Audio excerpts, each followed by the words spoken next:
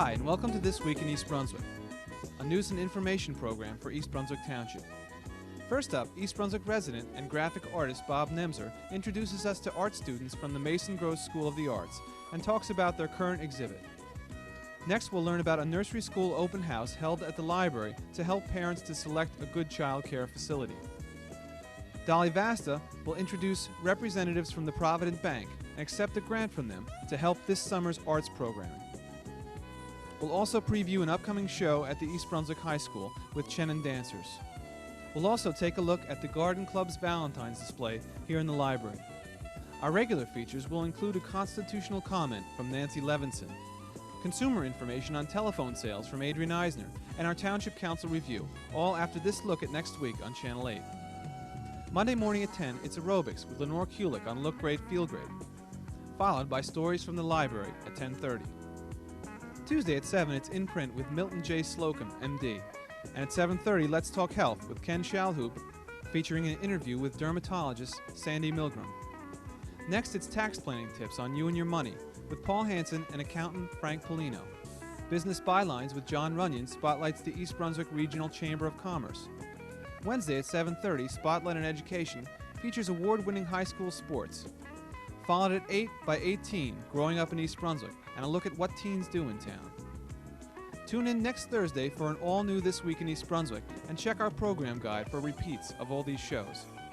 And a special note, the Township Council budget hearings will be seen in their entirety on Channel 8 this week and next.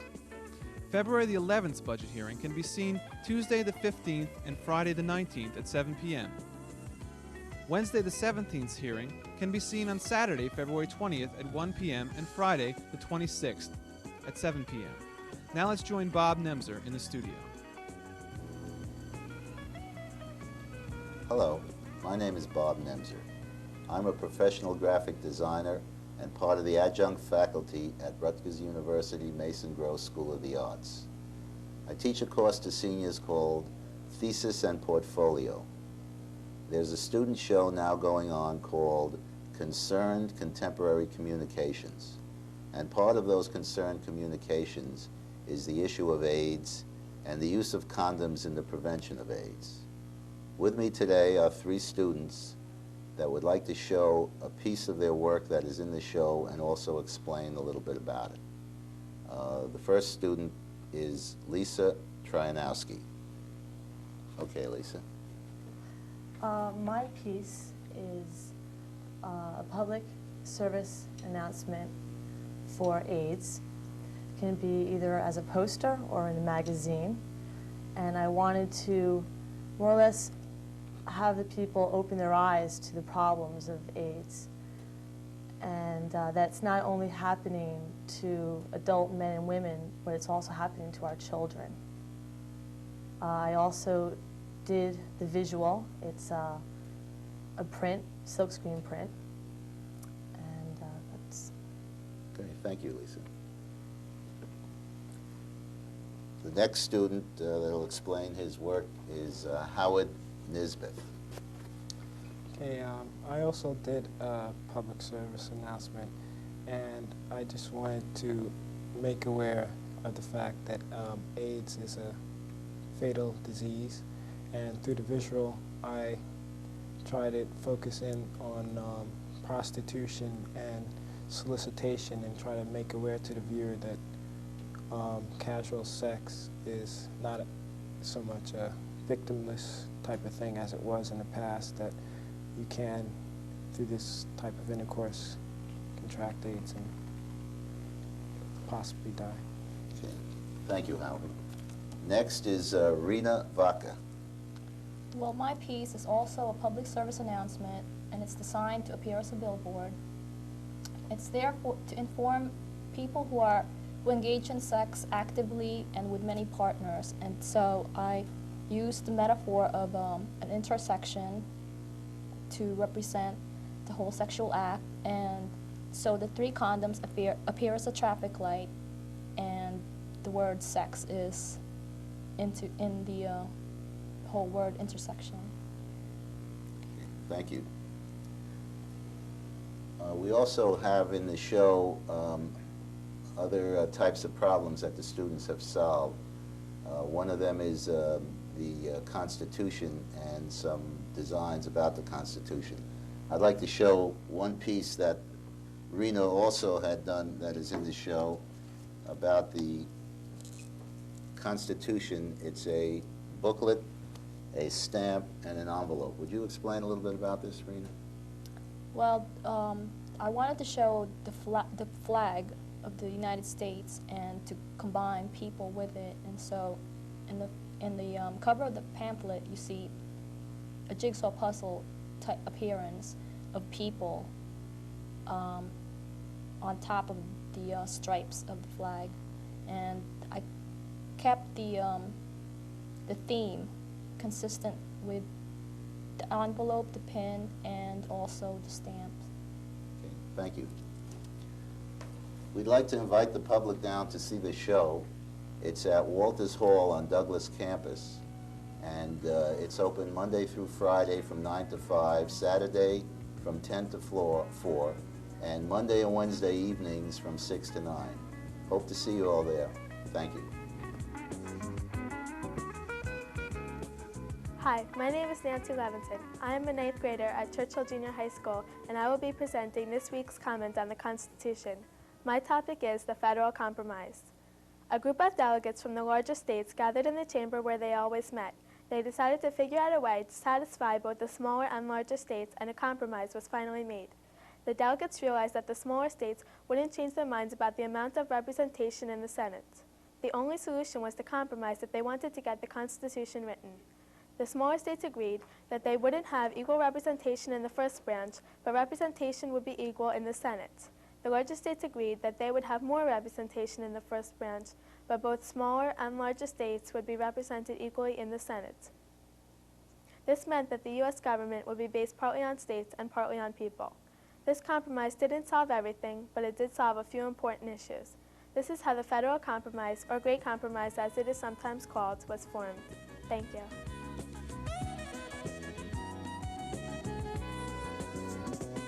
Hi, I'm Dolly Baster with your arts update for this week. And I have with me some very special people. One you will recognize right away. She is Karen Burke, and she's manager of the Division of Recreation and my compadre in crime in the summer concert series at the East Brunswick Community Beach. Now, seated on either side of Karen are two lovely people from Provident Bank. Joan Crane on my far right there, and on my near right here is Michael Rivez. Now, what I wanted to say to you before we let them speak, this is budget time of the year, and it's the time when I begin working out all our programming for the following year. And we are given a set amount of money, a framework, you might call it, to work within on an arts budget. Now, we produce 36 programs a year, so that's quite a bit. 36 programs a year could not be produced unless we found outside either corporate funding, state funding, or county funding, of which the Arts Commission of East Brunswick is really very lucky because we have snagged all 3 this year. And I'm going to let that be our lead-in to Karen, who wants to talk to Joan and reintroduce her. Will you, Karen, and give her her proper title? Give the lady her due. Okay. Okay. I'd like to meet Joan Crane. She's the manager of the East Brunswick Bank, Provident Bank. And Joan, the first question I'd really like to ask you is, how long has the Provident Bank been in East Brunswick? Okay, we've been here 3 years this March. And Provident has made it a habit of, no matter where they're doing business, to get involved in the community. Across the board, area. in other words. Absolutely. They really care about the community. And where are they located? The main office is in Jersey City, and they have 33 branches throughout the state. This was our first venture into Middlesex, And this branch is located where? It's right on the corner of Cranberry Road and Ruse Lane. Okay. Joan not only is a dear person, but a wonderful bank manager, and I tell that to Michael all the time. But we go back many years together over the arts and personally, and I'm really glad that the relationship is growing. So. Well, you really got involved at the very beginning with the arts when you got involved with Playhouse 22. That's when the office first opened over in the Civic Center. Right. That was at the request of Mr. Geislinger, who was a senior vice president with Provident at the time. And I believe his daughter-in-law is Nanette O'Toole. That's right. Which might, which kept him very involved. And first week, he went and took a seat at the Playhouse. And of course, you have continued with it, and that is part, really, of the wonderful news that we have today and the reason why you two are here. So let me reintroduce you, Michael Revez, correctly? That's right. Good, I got that straight for a change. And you are Vice President of the World, right? No. Well, I'm the branch administrator for the Provident. Okay. Now, what else does Provident get involved in within community affairs, not just here, but all over? You have another project going right now. Well, we remain involved in a lot of different areas. We cover the arts, and also we reach out to the community. Our officers and staff are involved in a lot of service organizations. You'll find Provident staff members working in hospitals, at homes for the aged and chambers of commerce, and a variety of things. We've supported the arts in various communities. In Teaneck, we sponsor a summer concert series.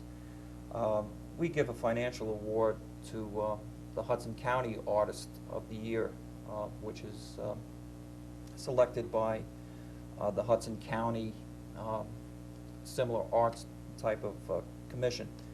But we think the arts are important. I am personally involved as a member of the Kiwanis Club in awarding Jersey City high school kids with an annual art award. But we're involved in many ways in the community. And you also have a program on Channel 13, right? Yes, I'm glad you brought that up, as a matter of fact, because maybe I can get a plug-in. Also, as a community service, we're a member of the first nationwide network, whose membership includes over 50 banks throughout the United States. The network funded a program, a public service program called Take Charge. And we are co-sponsoring, the Provident is co-sponsoring, along with First Nationwide Bank of New York, a 13-week series on Channel 13, which airs every Saturday at 1:30. And I think it's something that's very informative to the community on handling financial matters. Gee, if I had any, I'd I'm kidding, because I'm about ready to get it. And I've been given the time signal to start moving it along. So you have this wonderful piece of paper there, and I want to just say, give me the money. Yes, I'm carrying the money today, Dolly. But this is a matching check for a series of 7 marvelous concerts, which Karen and I are going to be doing together at the beach, beginning June 26th with Giori Friedman, the Israeli clarinetist, and going right straight through through August, the first weekend in August. Yes, you have quite an impressive program. I first met with yourself and Karen, I guess, a few months ago when this was first presented to us. And we were very impressed, not only with the quality of the programs that you will be having down there, but the setup at the beach area is very impressive. These are going to be held on Sunday evenings, nice, relaxing night. So we really wanted to get involved. We also want to give something back to the East Brunswick community who has accepted us in fine fashion. So on behalf of the Provident Savings Bank and Ken Albers, Chairman of the Board and Chief Executive Officer, I'd like to present you with this check for the summer concert series. We wish you a lot of success. Oh, well, thank you very much. Do I tear this in half and give half to you, Karen? No, but notice we were on either side of really, you. that's right, that's right. Now we'll put it away, and I think it's just wonderful. And thank you, too, for coming. I know both of you were busy, and I kind of spirited you from your offices and said, please appear, because this is the kickoff for this. It's a kickoff, in a way, for our summer series and for sponsorship, and we thank you so much. We really do, and the Township of East Brunswick thanks you. Thank you for having us. Township of East Brunswick is very grateful for everything that we can get. And to all of you out there, I'll see you at our next program and our next Arts Update. In the meantime, take care. Continuing in their efforts to provide township residents with information, the East Brunswick Public Library's Children's Services Department hosted a nursery school open house at the library Sunday, February 7th. Carol Phillips, head of Children's Services, acknowledged a need for the open house, citing the growing number of families in the township looking for a suitable nursery school for their child. By getting the area nursery schools together in a central location, parents would be able to get necessary information in a shorter period of time than if they were to research each school individually. This approach apparently was successful, as approximately 60 adults, accompanied by their children, turned out for the event. 8 nursery schools were on hand, with representatives available to answer questions and provide background on their school's programs. Most parents were interested in the programs that would provide their child with preparation for kindergarten, as well as intellectual and social enrichment. Valentine's Day is upon us, and what better way to illustrate the holiday than with traditional flowers and hearts? The East Brunswick Garden Club is sponsoring a display entitled Love is Every Day, Not Just Valentine's Day, and can be seen at the East Brunswick Public Library through February 15th. The glass showcase near the library's main entrance is filled with handmade crafts, flower arrangements, pillows, and an assortment of tokens designed to lighten our hearts. The East Brunswick Garden Club, a member of the Garden Club of New Jersey, offers an assortment of diversified activities including environmental programs, flowers and landscape design, and horticultural schools, as well as roadside development and beautification. For more information concerning membership or programs, pick up a brochure located in the reference section of the library. Hi, I'm Dolly Vaster with your Arts Update, and I am so excited to be bringing to you some news of a wonderful dance company that will be coming here March 19th, 1988 at the East Brunswick High School Auditorium. They're called Chen Dancers, and they're one of the most innovative young dance troupes coming out of New York today. They have toured throughout the world, and this will be their premier performance in this entire area. Now, they have been described by the New York Times as being the image of a fairy tale. They present a dance repertoire that is theatrical, lyrical, and lovely. And for the next few weeks, through Arts Update, you're going to be seeing excerpts from some of their work.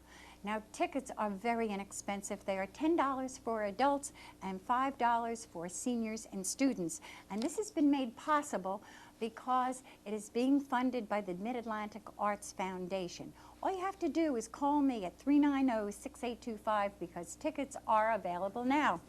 I hope all of you will come out to see this. In the meantime, take care. Hello, and welcome to Consumer Aware. I'm Adrienne Eisner, Director of the East Brunswick Consumer Affairs Office. Today we're going to be talking about how to handle telephone sales calls. Many people enjoy receiving telephone calls at home, offering them information about products or services that they may need or want. But the choice is yours. When you receive a telephone sales call, find out who is calling.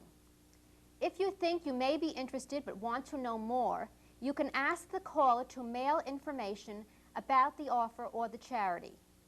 If you are not interested, interrupt the caller and politely say so. If you don't want to get another call from that company, ask the person to take your name off their list. If you would like to reduce the number of telephone solicitation calls you receive from national companies, you can put your request in writing and send it to Telephone Preference Service, Direct Marketing Association, 6 East 43rd Street, New York, New York, 10017. If you have any further questions or need additional information, please be sure to contact us at the East Brunswick Consumer Affairs Office. We're located in the Municipal Building. We are open Monday through Friday from 9 a.m. until 5 p.m. Our telephone number is 390-6954. Thank you for joining me on Consumer Aware. See you again next time. At Monday night's council action meeting, several zoning ordinances were voted down on first reading. The council said no to an ordinance which would have decreased the number of parking spaces required for shopping along Route 18.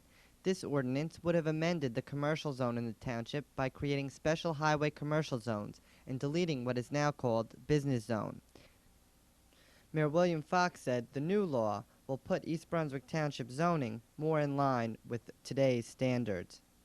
This particular ordinance will reduce the parking requirements, but it will make it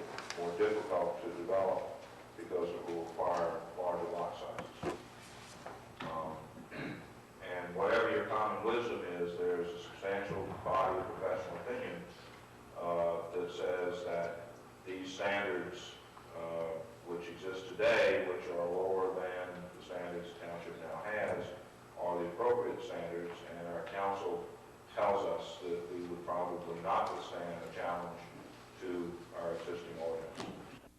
A substitute ordinance, which is supported by the town's Chamber of Commerce, is expected to be introduced at a future date. Executive Director of the Chamber, John Runyon, said he looks forward to working with the township's redevelopment agency in the future to make Route 18 a better place. The substitute that you have before you is agreeable to all the parties to the issues, and one that everybody can live with for the time being. You should have that. I think it was forwarded by the planning staff. It has been approved by the planning board. And we would hope that you would reject this ordinance tonight and rather adopt the substitute, which at this point comes to the joint recommendation from the planning board as well as the Chamber of Commerce.